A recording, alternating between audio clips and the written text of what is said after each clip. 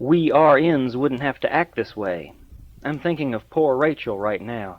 Your new secretary." This brought him to bear. He looked at her with a renewed hatred. She was dangerously overstepping herself. "If," he said, in a low, serious tone, "you RNs would stay on the floor where you belonged, then we wouldn't have any of this dissension now, would we, Miss Arliss? You would have the job you agreed to do in the first instance. But no, you have to be allowed your seniority. You must be allowed into administration where you don't belong, to lord your years of experience over me. Me! Damn you! I was unlocking the secrets of human life while you were still wiping up shit on the floor. I might have the capability one day to make you immortal, but all you care about is your seniority." "My rank," she countered, "is my life. It's all that I will ever have. You, Dr. Bremer, are a dreamer, one of those ancient wild-eyed mystics who once believed in gods and demons. You have no idea that this is all there is. If you deprive me of anything now, you deprive me for all time, Dr. Bremer." He picked up the paperwork and started away from her. "Atheist bitch. I'll be in my office," he sneered at her, "doing your job." As he walked off around the corner, a couple of nurses came around to ask her what the argument was about. He smiled to himself. It had all worked perfectly, for a spur-of-the-moment plan. Now, he alone would be responsible for taking care of Miss Charlotte Dance. Oh, this was so much better than he had planned. He could make the kid invisible now. He walked by a trash can and dropped the rest of his coffee. If he had to do Tiny Arliss's job, he would do it his way. He would go now and finish the paperwork, and then it was back to the ER to have Charlotte transferred to the indigent wing, the 10th floor. He had to laugh. He recalled dubbing the place the Lost and Found ward of County General Hospital. Charlotte in the Lost and Found ward, the first step to Rachel Blackwelder. He opened his office and went in to do the paperwork. As he sat down in his overstuffed swivel chair, the impact of the day hit him squarely between the eyes. His headache did not come from strain. It was from all those internal calculations that he was hardly aware his brain was making for him. The price of his superior intellect. He took some extra-strength aspirin and sat back for a moment to rest. Oh, why did life have to be so complicated? Why couldn't he just have Rachel and not have to worry about some little brat she had fallen in love with? He wondered if Rachel and Charlotte did have a thing for each other. It would explain a lot, wouldn't it? It would explain Charlotte's ragged appearance and her dazed expressions. Sure, guilt could do much to mess up a woman's appearance, and Charlotte did look pretty trashed. Taking a deep breath, he set about to complete the paperwork. To see if he could get away with his plan, it depended on several more factors that were not yet knowable. And as one Sherlock Holmes used to say, it is a capital mistake to theorize in the face of one's facts and before one has any data. Oh well, he thought, staring at the paperwork, the data soon would be available. Charlotte dreamed. She dreamed in deep patterns and colors. She opened her eyes and saw that she was in a hospital room. She felt the sticky tingle of the IV needle, giving her saline and fluids.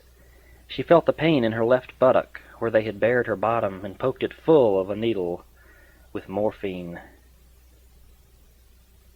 She really felt sweet right now, but her butt was as sore as a boil down there. Ouch, she thought. She stared around at the room she was in. It was a very nice room, but it was terribly small. Why had Rachel put her in here? She blinked her eyes, and then she remembered what had happened. Trying to get her eyes to clear, she considered her IV pole and her sore tail. The morphine was still making her drowsy. She lay back for a moment to get her bearings.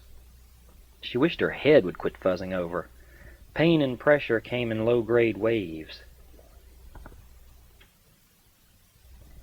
A nurse appeared in her doorway, surprised to see her awake.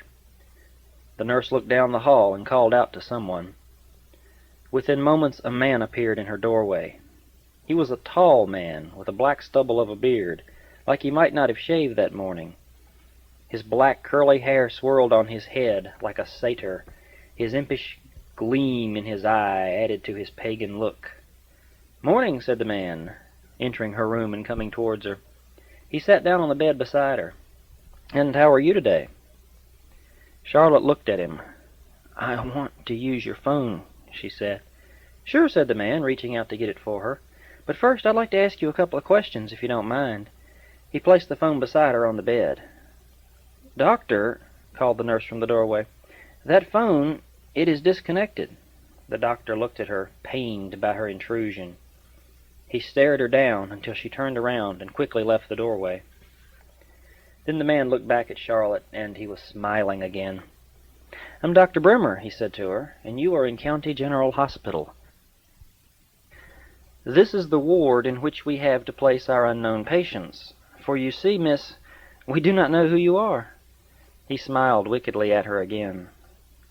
Charlotte stared up at the man who called himself Dr. Bremer.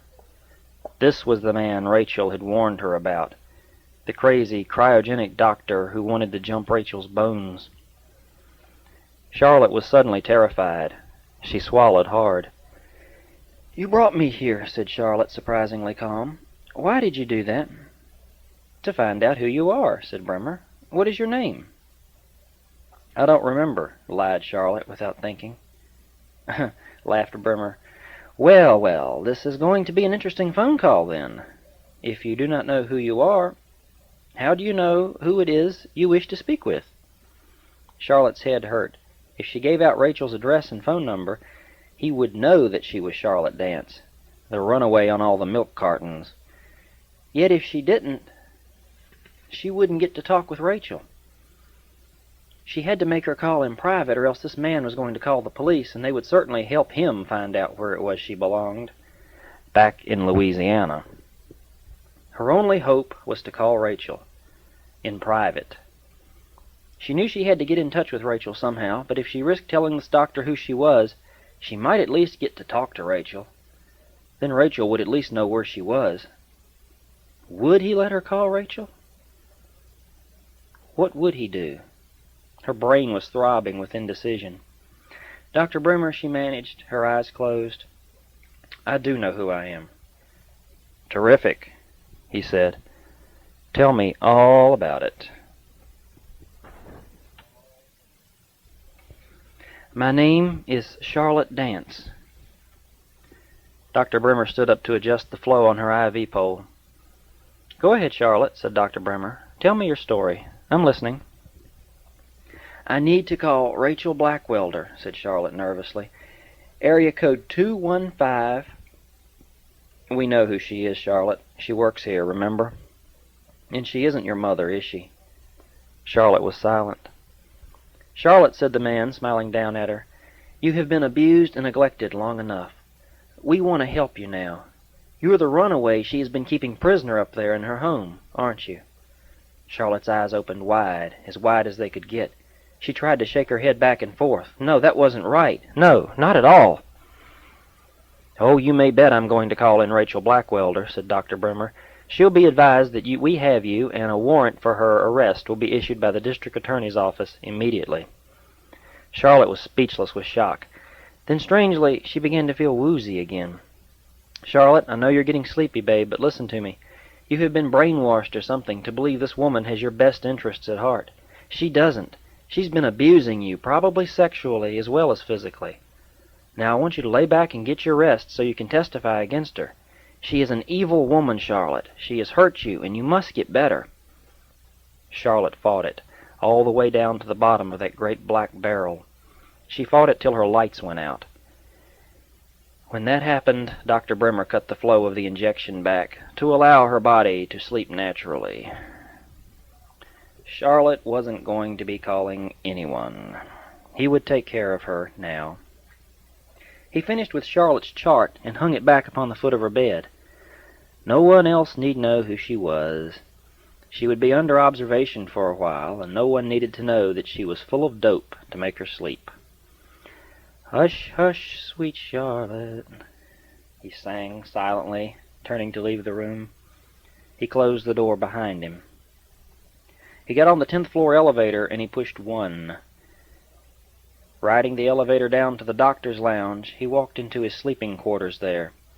Charlotte would sleep all day with that stuff he had given her.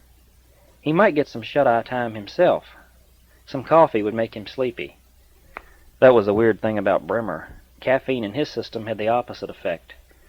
Fine, he'd drink a cup and go right on off to dreamland, with Charlotte 10 floors above him.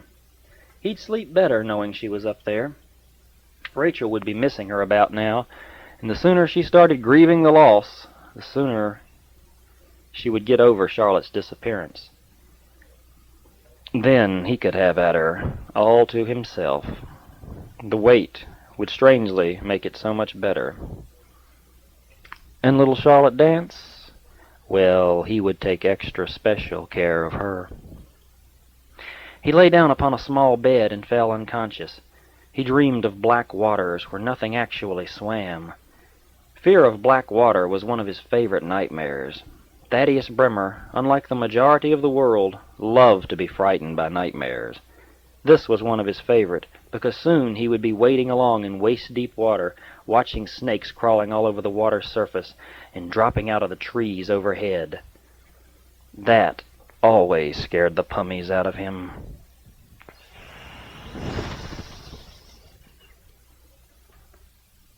Chapter 9. When Rachel drove back to her house an hour later, she saw the flames. They were coming up from the cemetery. She drove past her driveway and into the east entrance of the Peaceful Valley Cemetery. The fire seemed to be under control now, but it was strange to see fire trucks out here in the cemetery. Police cars were all over the place, and she had a quick, anxious thought for Charlotte. But it passed. Charlotte was not stupid enough to get caught up in this. She drove her Mustang around to an impromptu parking area where several other onlookers stood gazing at the mysterious fire. It was an unnatural occurrence to see wildfire. Something had called to these people standing here, staring into the flames. Tell us the secrets of the fire, their minds wanted to know. Tell us how it came to be burning here this evening.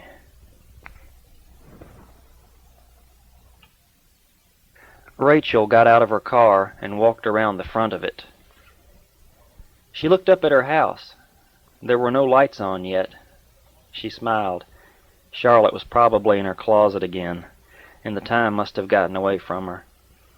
Or maybe she was treating her scars to a hot tub jet spray.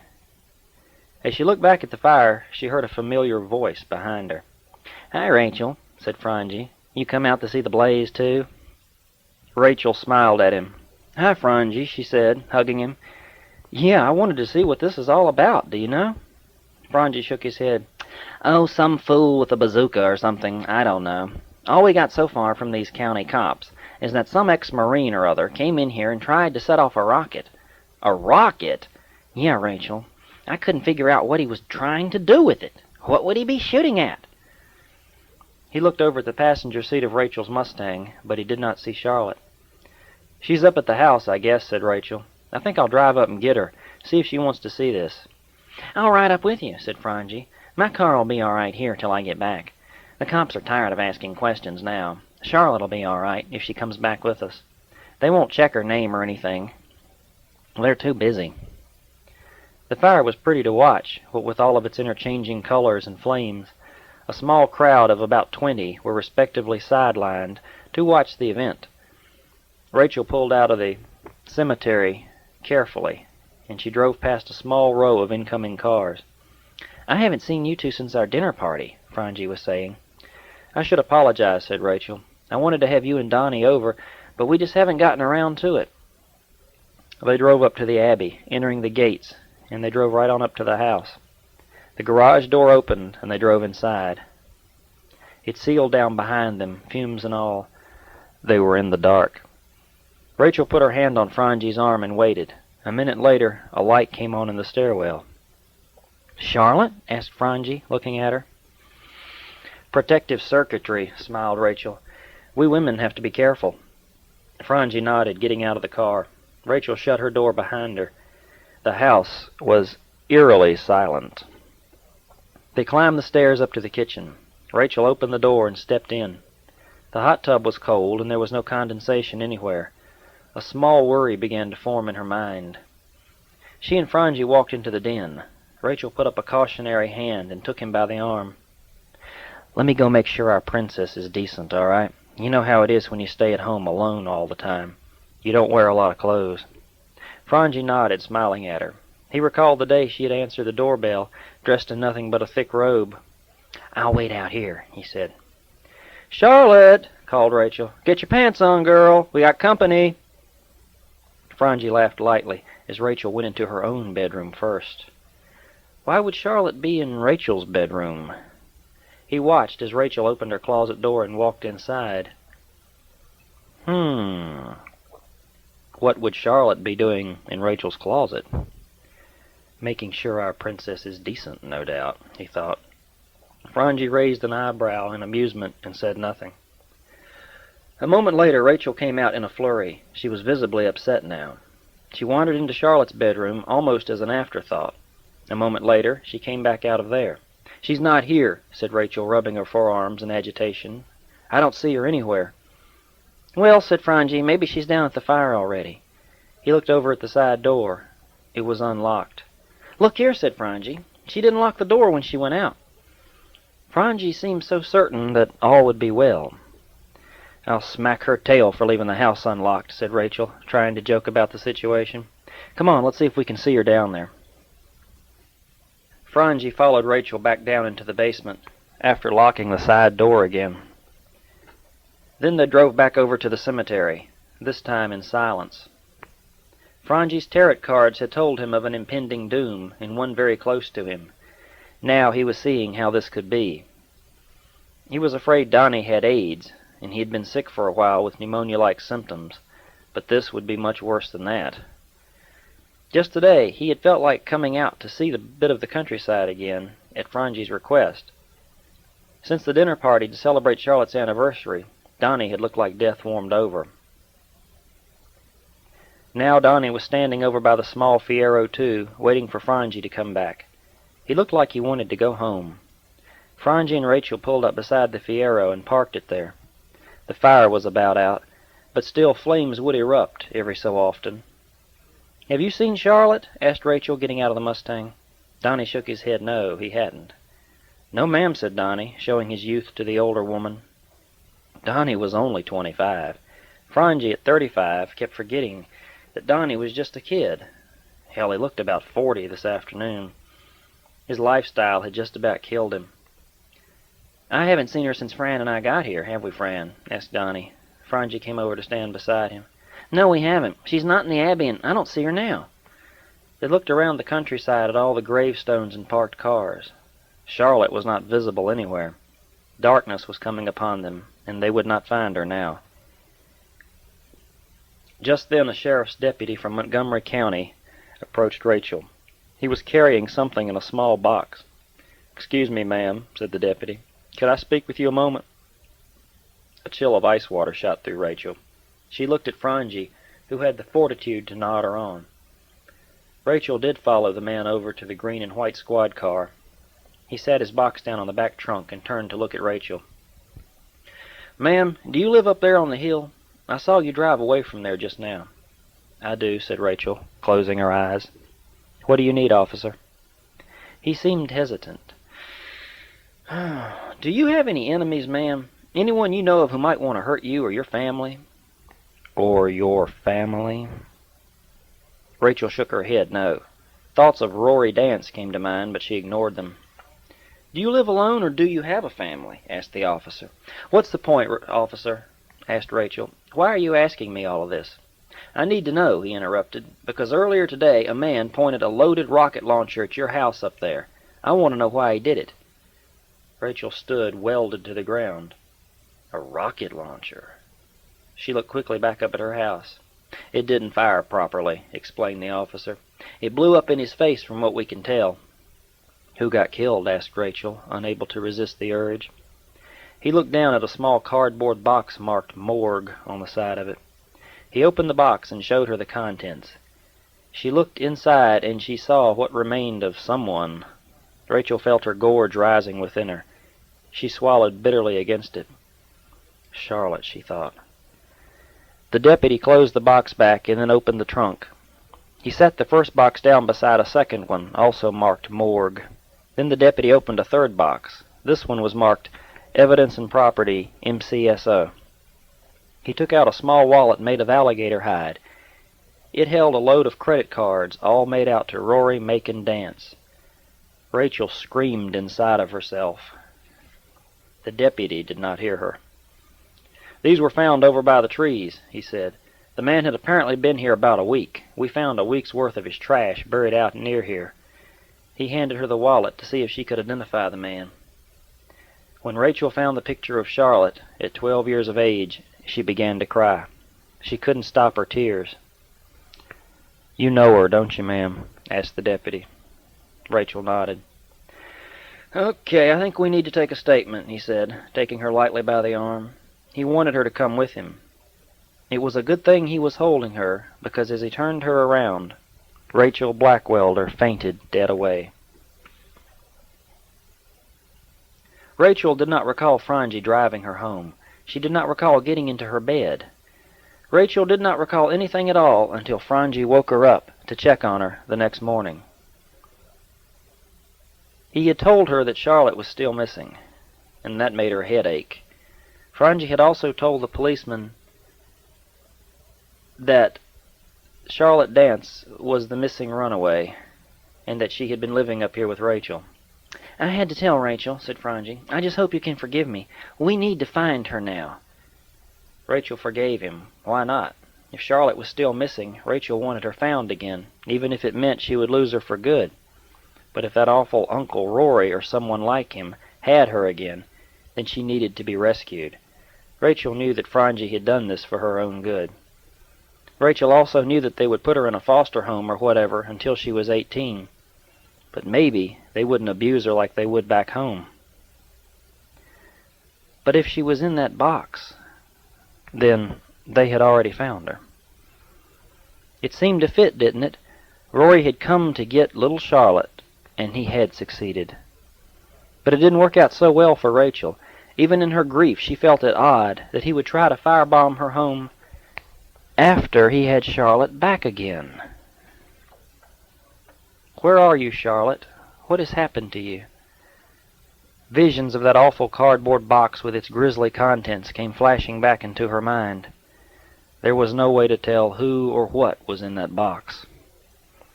The cop's theory was that the force had blown the girl apart.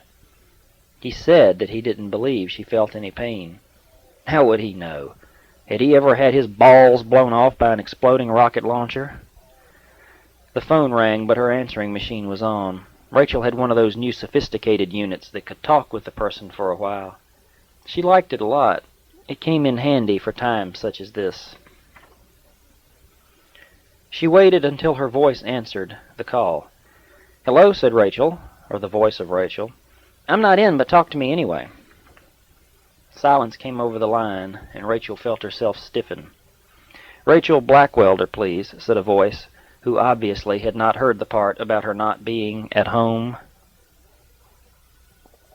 "This is a recording," said the machine, upon hearing Rachel's name and accessing it. "And this is Rachel's voice for authenticity. I can carry on a conversation with you, the caller, but you'll have to answer some questions." The silence on the other end was nearly permanent. "You must give me key words so I can respond," continued her machine. "If you understand this, say yes." "Yes," said a very quiet voice.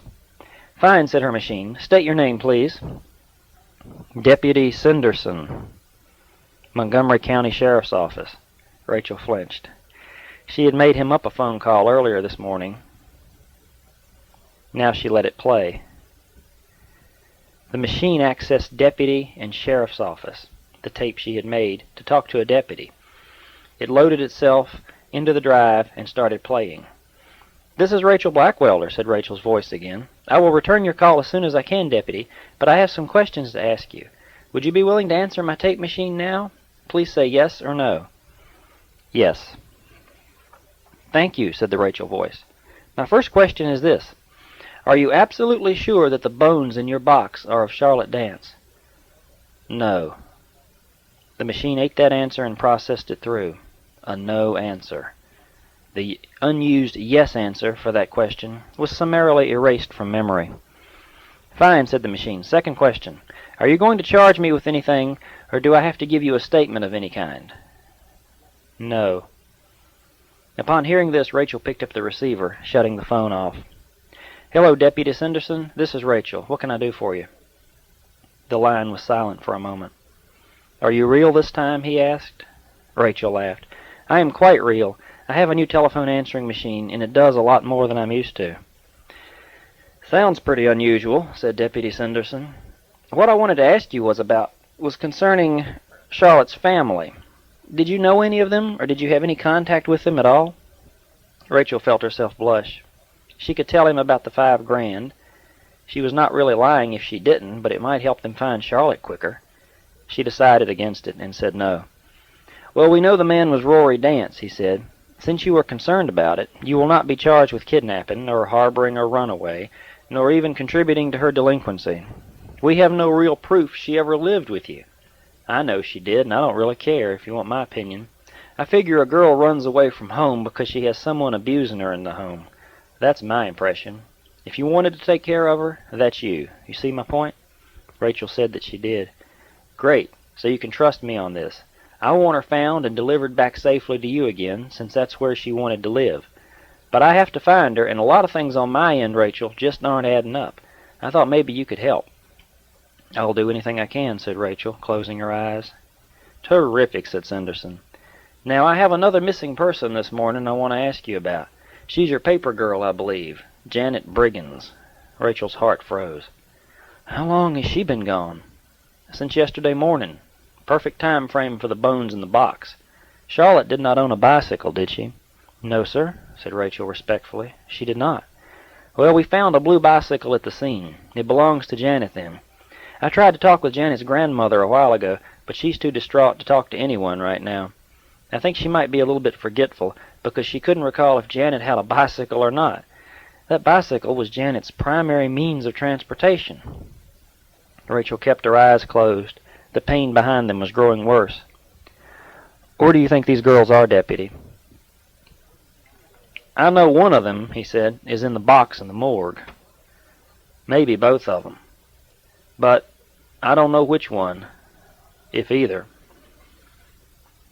They might both be in there, and it might be neither one of them. Were they friends? Yes, said Rachel, tears streaming now. Well, they're going to be cremated together. Miss Bryson doesn't want the ashes, Rachel. If you do, I'll have them sent to you. Rachel couldn't talk for a moment. She wanted to talk, but she couldn't. In her whole life, this was the worst thing that had ever happened to her. Rachel, asked the deputy, are you there? What in God's name happened, officer? She finally managed to ask him. What went on down there yesterday afternoon?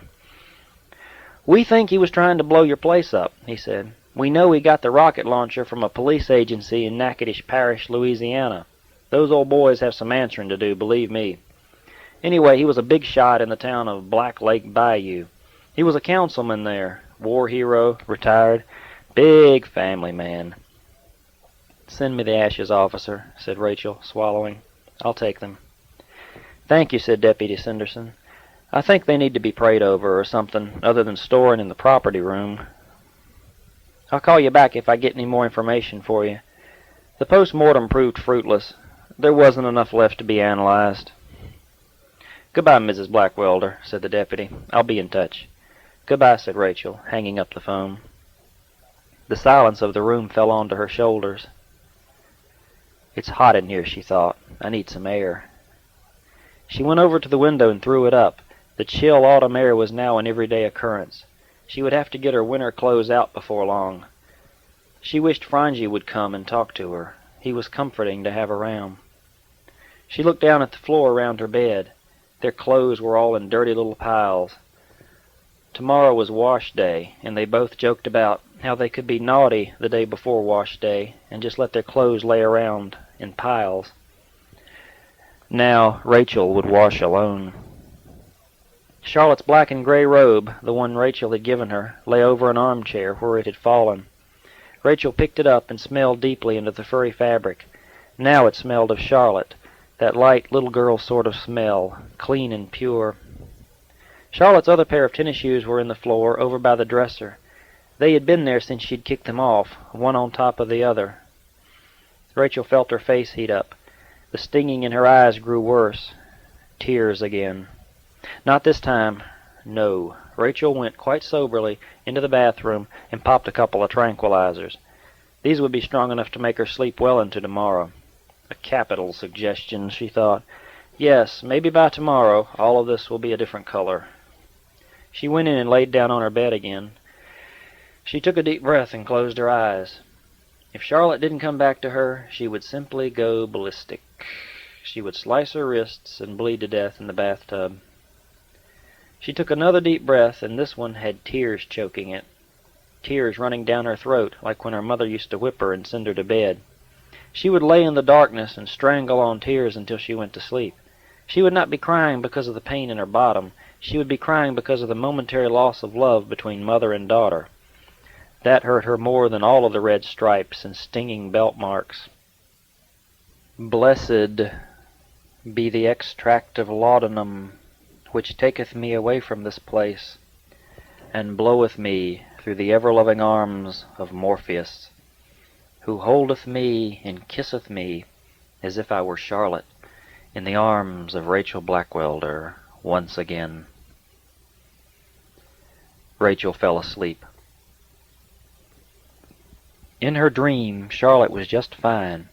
The summer sun was tangling in her long blonde hair, and she was on a distant golden beach. The tranquilizers in Rachel's system were adding their own hallucinatory yellows to the deep, intense scenery. Rachel felt a warm, glowing sensation that eventually engulfed her and consumed her utterly. Chapter 10. And when Rachel saw that she bare no children, Rachel envied, and said, Give me children, or else I die. Am I in God's stead, who hath withheld from thee the fruit of the womb? Rachel was dreaming in Genesis. Give me Charlotte, or else I die. Rachel recalled the Bible story, and in her opiated dream she was talking to God Almighty himself. She was playing the part of the original Rachel, who made supplication unto the Lord of hosts, the God of Israel, the God of Abraham and of Isaac, and the God of Jacob. Her Jacob. Something like a bright light pierced into her eyes, and she felt a great peace enter into her, a peace that passed all of her former understandings. She understood at last the story of Abraham, how no harm would have ever befallen a son of Abraham named Isaac. Who hath withheld from you the fruit of the womb? God is able to raise up sons to Abraham from these stones. From these stones. Would God raise Charlotte again from a rock womb? Her joy at this was unknowable, unsearchable. She felt renewed and comforted in this. Charlotte stood before her now, dressed in white, her trials and tribulations at an end at last. She had come through the afflictions, and she was a perfect creature. Rachel smiled in her sleep. I came out of the rocks, said Charlotte, when Rachel looked at her. I came out of the stone, a child of Abraham. Rachel looked up at the light. A tombstone?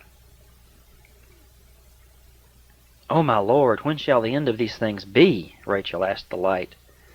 The peace filled her again, filled her so greatly that she was unable to speak for the joy she had within her.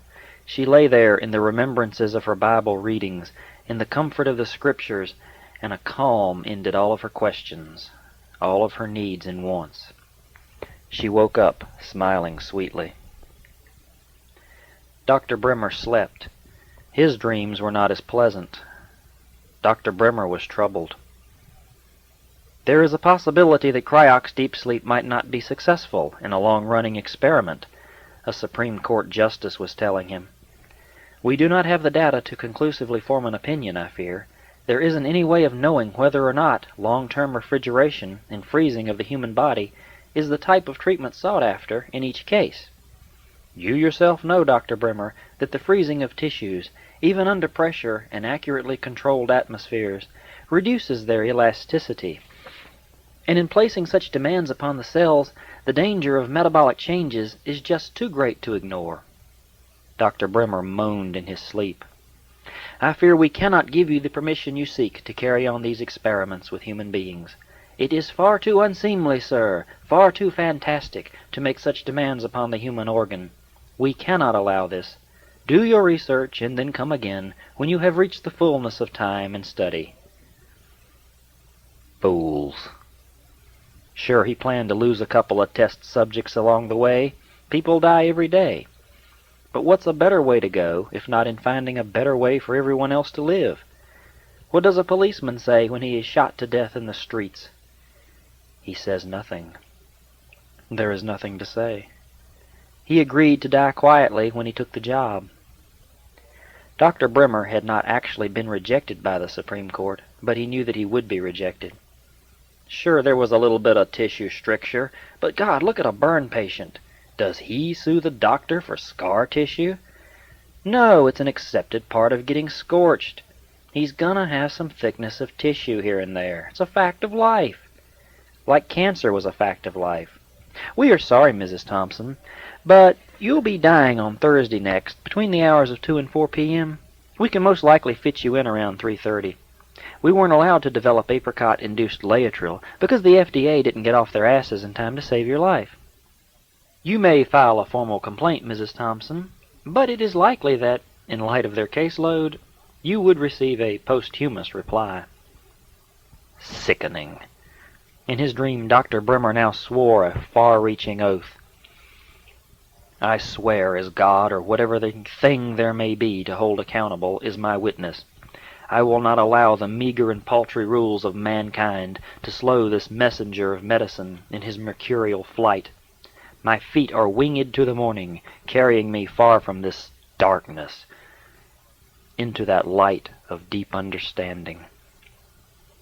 His sleep was, afterwards, undisturbed. Rachel finally woke up all the way. Dreams of God were always nice for her. She enjoyed the bright, rich intensity of her dream, and the biblical quotes being acted out in her mind. It was a beautiful book, was the Bible. But what of her dream? Would she get her Charlotte back? She stared up at the ceiling, at the weirdly glowing numbers of her projection clock. They read 12:10 p.m. in greenish characters 2 feet high. They made her sick to look at them just now. With Roger, it had been different. She had known he was dead, and she had grieved him fiercely for about a month. She would have grieved him for all time if she could have done so, but she could not. She had grieved as hard as she could go for a month, and then she lost a good deal of her concentration for it. Power grieving is a contact sport. Grieve as hard as you can. Throw things at the walls, at the people around you. Act crazy. Be crazy, and don't ever say you're sorry for it. You're not. You're pissed. You're power grieving. Who said you had to grieve pleasantly? But with Charlotte it was different. Charlotte was just missing. That, in the Navajo mind, was not grounds to grieve until the final word was given. Rachel was now waiting for the chance to cry, to blow snot and tears into her pillow at night, waiting for the green light go-ahead to scream and yell, to power grieve for her lost daughter. She would wait a little longer. As she got to her feet, she stumbled around trying to find a clean pair of underpants. She thought about Charlotte. The Charlotte that now lived in her head. "Hi," said Charlotte's voice. Rachel smiled. "Hi, baby," she said aloud. "Where are you, Princess?" "I don't know," said Charlotte's voice, "but I think I might be able to help you look for me." "How's that, honey?" asked Rachel, anxious to know. "Rory is dead," answered Charlotte's voice, "and I really don't care if it means I have to be dead too. If Rory is dead, then I'm happy." "Do you understand that, Rachel?" Rachel nodded, tears brimming in her eyes. "I love you, Mommy," said Charlotte's voice, "and if I'm dead, then know that I loved you deeply. If I'm alive, then find me, Rachel, please. I'm sure that wherever I am, I'm miserable without you." "I will find you again, my princess," said Rachel. "I will find my little girl." Rachel wandered into the bathroom to pee. She had to pee badly. She sat down on the toilet and relaxed her muscles, allowing the harsh, bright yellow urine to pour out of her. It smelled to high heavens from the narcotic she had ingested the previous night. That and the lack of fluids in her system.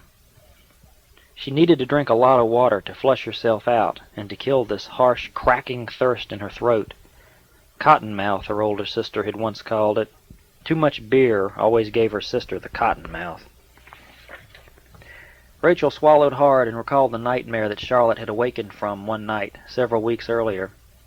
Rachel had been holding Charlotte close to her, kissing her on the forehead. Charlotte had asked her for something. "Rach?" "Yeah, babe."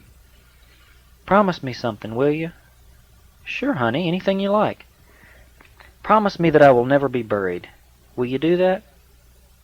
"You want to be cremated?" Charlotte brightened up.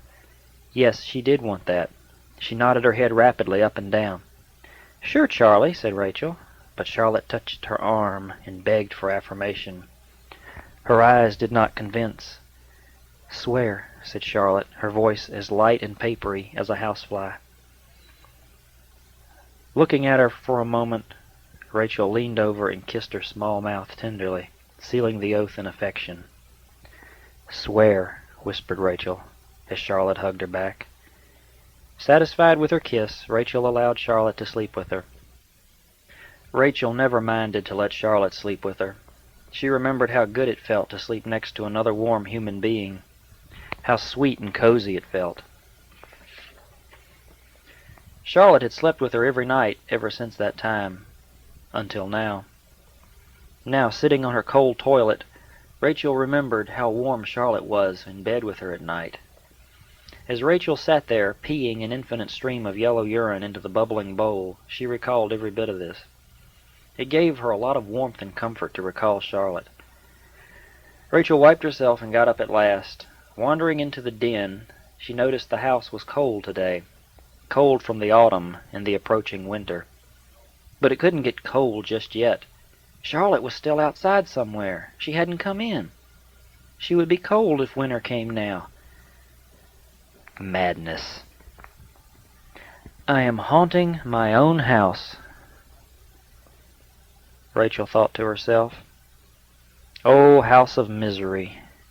Hospitals were supposed to be that, weren't they? Weren't hospitals the houses of misery? The Abbey had become that, she thought. The Abbey is my own tomb anymore. Indeed, from womb to tomb. Just like that. The time had gotten away from her. Franji had come and gone several times. A couple of days had elapsed. She had not showered, and she had not eaten anything. Her eyes were beginning to hollow and blacken around the empty circles that remained. The doorbell rang. She did not hear it at first. She thought it was just another stray thought echoing loudly in the vast emptiness between her ears. The doorbell rang again, and this time she heard it. She looked absolutely frightful. She was dressed in one of Charlotte's old T-shirts, and she had a pair of Charlotte's old satin undershorts on. She wasn't wearing Charlotte's clothes because she missed her so badly. She was wearing them because everything else in the house was filthy. Tears popped from her eyes again. Rachel had left a brand new pair of red leather boots that she had purchased for Charlotte in the trunk of the Mustang. She had been going to surprise her with them for her birthday. Now she could not even bring herself to look at them. "Damn you, doorbell," she cursed as it rang for a third time. She got up and went over to check the driveway. There in the driveway was an old model vehicle that they used to call a Jeep. If she had not known whose it was, she would have never gone to the door. As she opened the door, a strange shudder passed right through her soul. There he stood, Dr. Thaddeus Bremer, looking in at her.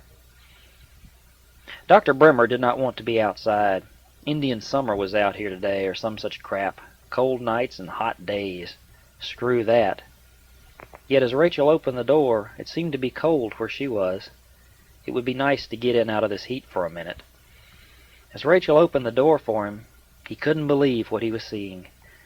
She was exactly as she had been fantasized, exactly as he had always wanted her. He had to stare at her for a few seconds before he regained his composure. Her legs weren't shaven. He blinked twice at them, seeing the unruly hairs that were just beginning their characteristic bend. She had not shaven in probably a week or more. As she stepped out to him, the odors of the closed-up house began to leak out around her. "Hello, Doctor," said Rachel, and she sounded like Lauren Bacall in Night Passage. He loved to look at Baby every chance he got. Rachel's voice was quite similar to hers. "Hi, Rachel," said Bremer, holding a small urn and some flowers in the crook of his arm. Rachel looked down at these. "Won't you come in?" asked Rachel. She wasn't the least bit self-conscious about her filthy house. He loved it. Here was the truly primeval woman, one who wasn't afraid to get down and dirty. "Thanks," said Bremer. "I will. I brought you some flowers to go with this, he handed her the urn. She took it and opened the lid. She held it over to one side and examined the ashes. Satisfied, she recapped the lid. She was showing no emotion of any kind. She wasn't going to break down in front of her employer. He could tell that. She didn't want him running back, so they would all bring her covered dishes out to her lonely house. "Well, we, he cleared his throat again. "We determined that the remains were all from one person. That means the Brigands girl or the dance girl, Charlotte, could be in there. Both are, I take it, still missing." Rachel nodded slowly. "They are still missing," said Rachel, her eyes lost in her face. "Black Circle City," thought Bremer. "Man, you look like hell, lady." "Yes, I'm sorry about that," lied Bremer, his eyes still on the feast of woman before him. "I hope that Charlotte returns to you." Rachel looked at him strangely. "You said Charlotte," said Rachel curiously. "So you think Janet's in there then, huh?" Bremer felt himself color over. "I know," he began, "the bicycle they found was one that Janet owned, so I reckon the girl in here is Janet. I have no idea whether that's true or not." Rachel nodded, satisfied. "Well, anyway, I brought those over to you. I hope you feel better," he said. "If there's anything I can do for you, you have but to name it." Rachel smiled, but she had to force it. It didn't feel good. A thought went through her mind. Why did he bring me flowers if he thinks that Charlotte isn't in that urn? He knows where Charlotte is. He knows what's happened to her. He knows. He really knows. That's insanity, she had to think. How could he know? "Thank you, Dr. Bremer," said Rachel. "I want to lie down now. I'm sick. I probably look pretty ill, don't I?" Dr. Bremer examined her visually. She was suffering from exhaustion, dehydration, and too many tranquilizers. She was in dire need of a bath. Other than that, she was fine. A state of bereavement would be his personal diagnosis. "Lay off the tranks, Rachel," he said, "and eat some solid food. Drink some water. Geez, you need it. And get the hell out of here for a few hours," he said, looking around. "I mean, get out of this valley.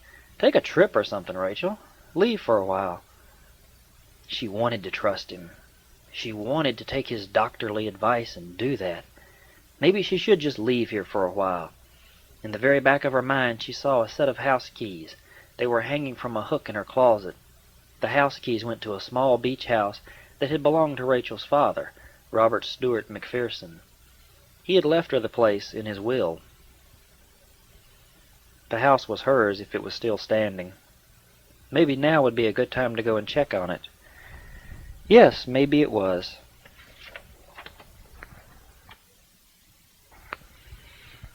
"For a long time I've wanted to care for you. I've wanted to gain your trust and your love. I do think you are a fine woman, Rachel, and—" What was Bremer saying to her? She hadn't been paying attention. She blinked. She had only heard part of it, but that part had been enough for her. "Rachel?" asked Brimmer, cutting through her toxic brain waves. "Rachel, are you in there?" "Hmm?" asked Rachel innocently. "I said, hello, are you in there?" Rachel looked at him and focused. Brimmer had been hitting on her. Rachel had never actually smelled bullshit before, but somehow this had to be that particular substance. "Dr. Brimmer," said Rachel, closing her eyes and interrupting his love scene, "I want to say this before you go any further." He grew quiet now and listened to her. "I don't believe a word you were saying. You're a cockhound, and I know it. The whole world knows it. I doubt your integrity, sir. No man goes to bed with that many women without becoming just like one of them. And I know women, Dr. Brimmer, for you see quite clearly that I am one. We are liars, all of us, and we are willing to do any damn thing in the world to get what we want. To get exactly what we want. We connive and we plot. We scheme, Doctor, and we don't appreciate men like you who think you are smart enough to try and beat us at our own game." Brimmer just stood there and stared at her. She continued to fill the silence with sound. "Do you know how absolutely nauseating you sound to me, Doctor? Do you have any idea under the sun just how you sound to me?" "I had no idea," said Dr. Brimmer, straightening up. "I had no idea you were like that. I'm sorry." "Like what?" asked Rachel, thoroughly baffled. "You prefer girls over men." Rachel's mouth flew open, and it didn't close again. Of all the—" she began. "You really are something. You know that, Doctor? Just because I turn you down, that makes me a lesbian. Oh, sure, it must. After all, what little split-tail in her right mind would refuse a romp with His Excellency, the great physician?" Dr. Brimmer stood there looking at her. "I was about to say," said Rachel, wiping her stringy hair out of her eyes, "I was about to say that out of all the times I have come to work, dressed in new Second Street dresses, and looking damn fine, if I must say it myself, you pick the day I look like a lab specimen to come out here and make love to me." Her eyes narrowed and grew hard. "But that's what you like, isn't it?" She had overstepped, and she knew it. Anger was making its unaccustomed way to his face. Now she felt a new sensation go through her, the sensation of fear. Maybe she had said too much. "I think," he managed to control himself, "I think that I should be leaving now." He turned around and left by the side door. He did not say another word to her. She followed him at a safe distance, peering out after him to make sure he had left. This was awful, but she was not about to let him think he had a chance with her. No way. Maybe in her fantasy life, and maybe if she ever got to where she could do no better, or if the itch in her britches became unbearable. But not until then. It would never get that bad, she decided. No way. No Dr. Brimmer for her. The argument had brought her back to life, strangely enough. She felt like now she might want to eat something. But before that, the need for water was an overpowering concept. Talking had dried her out entirely. Outside, the evening was beginning to spread over the valley once more. She would have no Charlotte with her again tonight. Ugh, she sighed. People like Brimmer galled her deeply. Rachel sat down to a nutritious bowl of raisin bran. She was beginning to feel better about Charlotte, but only if she didn't think about her at all. Dr. Brimmer slipped into Charlotte's hospital room at about 3 a.m. He made sure the RN on the floor would be working on her charts before he came in here. He was not seen as he stealthily made his way up to the 10th floor and down to the end of the hallway. He walked in on her and sighed. He couldn't wait any longer. Charlotte would be dead soon if he didn't quit giving her the twilight drip. She would die. She couldn't take any more of it. He would have to do her now. He went over to where she lay, drained and colorless. Her small face was calm, but yellow as gold. Her liver, trying to process all that medication, was burning itself up. Her attending physician, Dr. Robertson, was not aware of anything. He was not aware of why she wasn't waking up, not aware of her condition at all. What a wad-waste that old fart was. He had forgotten all but his own name. That's why they'd put the doddering old nip up here on the lost and found ward, so his screw-ups wouldn't be recognized. Screw-ups like Charlotte here. "Charlotte?" asked Brimmer, trying to wake her up. "Charlotte, wake up." Charlotte looked dead. He rolled her over, but she did not move. Baring her buttock, he whipped out his hypo with his own special formula.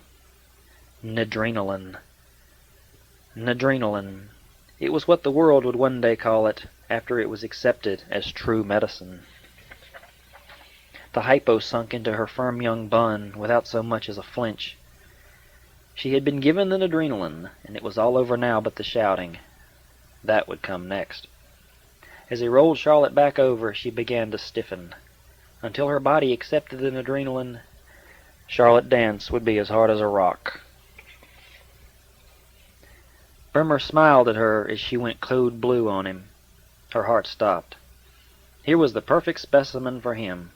She had no family to speak of, and she was already a runaway, who had been missing forever. Down south they all thought she was dead. She knew no one here who could find her. She was indeed a perfect specimen for his plans. He slipped off down the hall quickly and quietly. At the other end of the hall, a small beeping on the patient board was trying to alert the RN to the code blue from patient X's room. Charlotte was in cardiac arrest.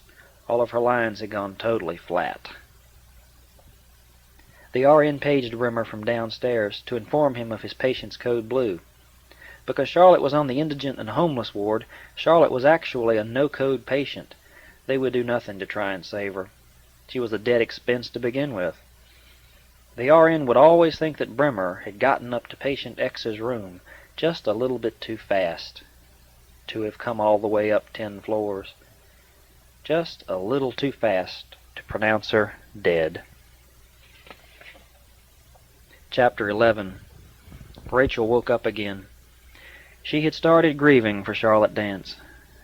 She looked over at the small urn of ashes on the table. Was Charlotte in there? And was she with or without Janet Briggins? And who in the world besides herself cared? No one. No one at all. Rachel suddenly began to figure it all out. As she was lying there on her bed, it came to her. Of course! She sat bolt upright. In order to run her thoughts through again, she closed her eyes. Someone had sent Rachel Blackwelder $5,000 with no letter to explain.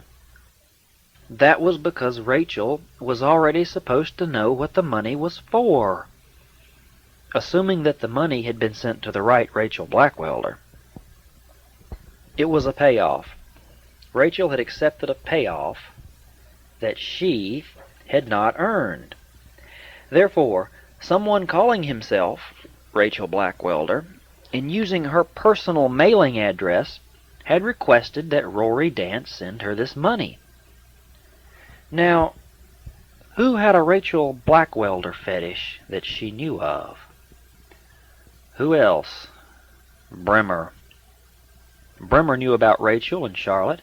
Brimmer could have found out about dear old Uncle Rory, and could have written to him, and oh my God. Oh my God. It was Brimmer. Some nut had died in the cemetery while trying to fire a rocket launcher at her home. They thought it might be Rory Dance because of things found at the scene. Therefore, Rory had come up here after mailing Rachel Blackwelder her money. And then he had tried to burn her house down. But why? She didn't know. The only thing she could guess was that Brimmer, writing as Rachel, had really done something awful to piss Rory Dance off. Something major. Suddenly, she had a very strong urge to get out of the house for a while, to take a long walk in the peaceful Valley Cemetery. Dr. Thaddeus Portnoy Brimmer had the body of Charlotte Dance sent down to the morgue. Here, alone in a back room, he was working to prepare her, ostensibly for the funeral home. But Brimmer had other plans for Miss Charlotte Dance. He had her on a table, completely naked. He had about 4 good minutes left to work before she would begin to decompose. First, bring her back to life. Shot of atropine through the cardial tissue. He gave her the drug and slapped a set of shock paddles against her, and jumped her about 1.5 feet off the table. Boom! Flatline. Shit. He did it again. Boom! This time the small EKG gave out a blip. Good girl. Come on, baby. Kick start. A heart like this ought to go on beating forever.